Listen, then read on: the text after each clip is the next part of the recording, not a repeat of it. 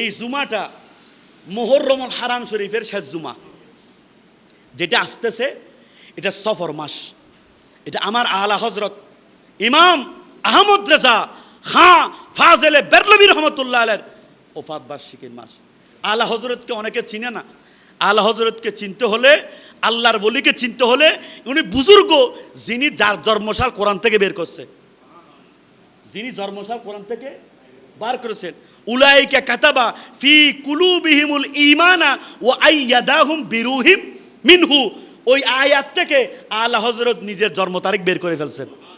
হয়তো এটাই আমার জন্ম তারিখ, এটাই আমার 3 বছর বয়সে কোরআন শরীফ শেষ করে ফেলছে। আলা হযরত 3 বছর বয়সে কোরআন শরীফ শেষ করে ফেলছে। আলা হযরত ইমাম আহমদ রেজা খাঁ ফাজেলে বেরলভী রহমতুল্লাহ আলাইহি, যিনি সুন্নি জামাতের ইমাম, জামি আহমদিয়া সুন্নি আলিয়া মাদ্রাসা জিনার মসলকের উপর প্রতিষ্ঠিত এই ইমামে আজম ইমাম আহমদ রেজা আলা হযরত যাহাকে বলে, যিনি আমাদের জন্য সুন্দর একটা কসিদা লিখেছেন, সবসে আলা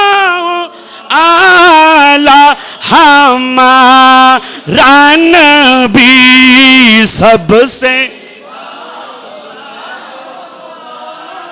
লাহামা।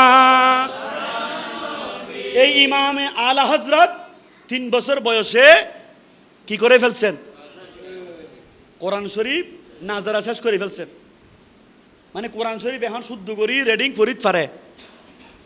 আলা হযরত যখন বয়ান করতেছেন, ওয়াজ করতেছেন, আলা হযরত যখন ওয়াজ করতেছেন, এখন তো ওয়াজ মানে কণ্ঠওয়ালা আলেম, যার কণ্ঠ ভালা, ইতার লাইতুর 1টা বাজে মেঘদে 6টা বাজে, ইতে কি মাদ্রাসা চুরি করে, ইতে কি ফন্না ফুজি জিবা বক্তা দাওয়াত করে, উনি কি লেখাপড়া করছেন, উনি কি মসজিদের ইমাম না খতিব, উনি কতটুকু লেখাপড়া করছেন, তার কোয়ালিফিকেশন কিছু জিজ্ঞেস করে না, শুধু সুরটা ঠিক থাকলেই হবে, এরকম বক্তা দাওয়াত করে।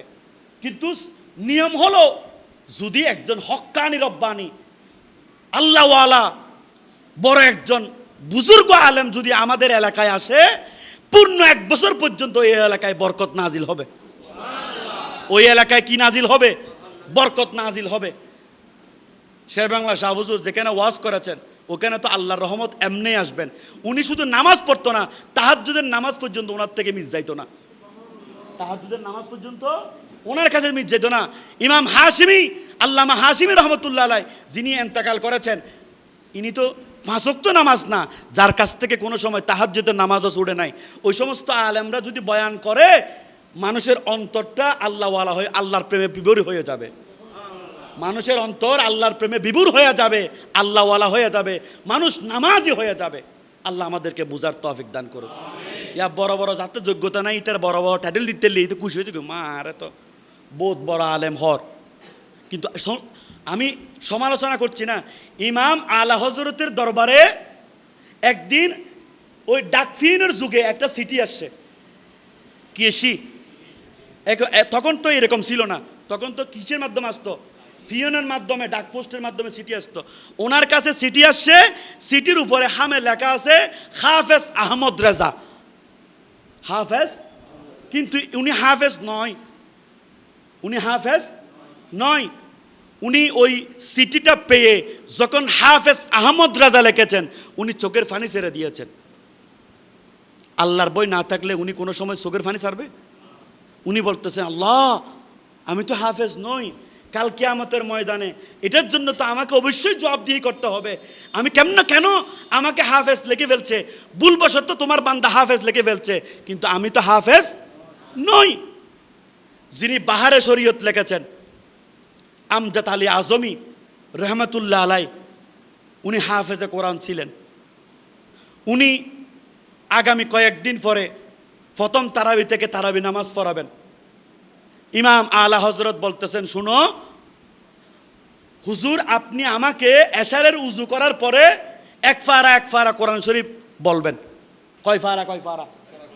তুই হযরতে আমজাদ আলী আজমি রহমতুল্লাহ আলাই, উনি প্রতিদিন এশারের উজুর পরে, এশারের ফরজ সালাত শুরু হওয়ার আগ পর্যন্ত এই অল্প সময়ে 1 ফারা 1.5 ফারা আমার আলা হযরতকে শুনাই দিতেন। আমার আলা হজরতকে শুনে দিতেন। আর ইমামে আলা হজরত যাই নামাজে দাঁড়িয়ে 20 টাকা তারাবিতে ওই 1.5 পারা কোরআন পড়ে ফেলতেন। শুনছে কয়বার? দেখেনও নাই, শুধু হুজুর থেকে শুনছেন আর উনি মুখস্থ করে ফেলেছেন।